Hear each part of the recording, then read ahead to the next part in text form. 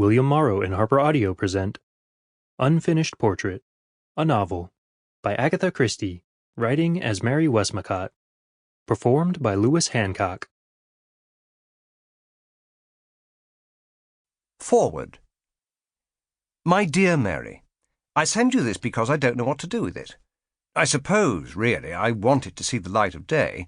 One does. I suppose the complete genius keeps his pictures stacked in the studio and never shows them to anybody. I was never like that. But then I was never a genius. Just Mr. Larraby, the promising young portrait painter.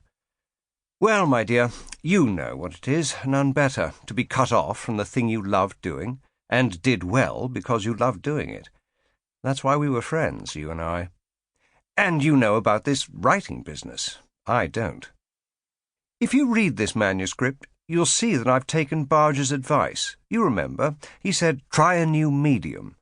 This is a portrait, and probably a damn bad one, because I don't know my medium. If you say it's no good, I'll take your word for it. But if you think it has, in the smallest degree, that significant form we both believe to be the fundamental basis of art, well then, I don't see why it shouldn't be published. I've put the real names, but you can change them. And who is to mind? Not Michael. And as for Dermot, he would never recognize himself. He isn't made that way. Anyway, as Celia herself said, her story is a very ordinary story. It might happen to anybody. In fact, it frequently does. It isn't her story I'm interested in. All along, it's been Celia herself. Yes, Celia herself. You see, I wanted to nail her in paint to a canvas, and that being out of the question, I've tried to get her in another way. But I'm working in an unfamiliar medium. These words and sentences and commas and full stops, they're not my craft. You'll remark, I dare say, ce qu'à savoir. I've seen her, you know, from two angles. First, from my own. And secondly, owing to the peculiar circumstances of 24 hours, I've been able, at moments, to get inside her skin and see her from her own. And the two don't always agree. That's what's so tantalizing and fascinating to me. I should like to be God and know the truth. But a novelist can be God to the creatures he creates. He has them in his power to do what he likes with, or so he thinks. But they do give him surprises. I wonder if the real God finds that too. Yes, I wonder. Well, my dear, I won't wander on any more. Do what you can for me. Yours ever, J.L. Book 1. The Island. There is a lonely isle, set apart, in the midst of the sea, where the birds rest a while on their long flight to the south. They rest a night, then take wing and depart.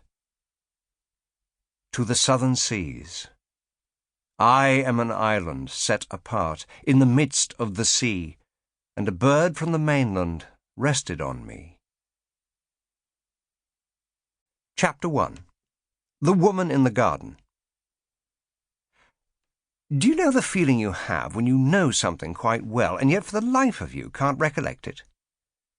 I had that feeling all the way down the winding white road to the town. It was with me when I started from the plateau overhanging the sea in the Villa Gardens, and with every step I took it grew stronger and somehow more urgent. And at last, just when the avenue of palm trees runs down to the beach, I stopped. Because, you see, I knew it was now or never.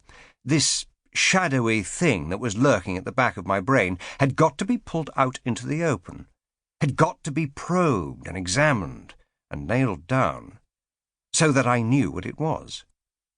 I'd got to pin the thing down, otherwise it would be too late. I did what one always does do when trying to remember things. I went over the facts. The walk up from the town, with the dust and the sun on the back of my neck, nothing there. The grounds of the villa, cool and refreshing, with the great cypresses standing dark against the skyline, the green grass path that led to the plateau where the seat was placed overlooking the sea, the surprise and slight annoyance at finding a woman occupying the seat. For a moment Sample complete. Ready to continue?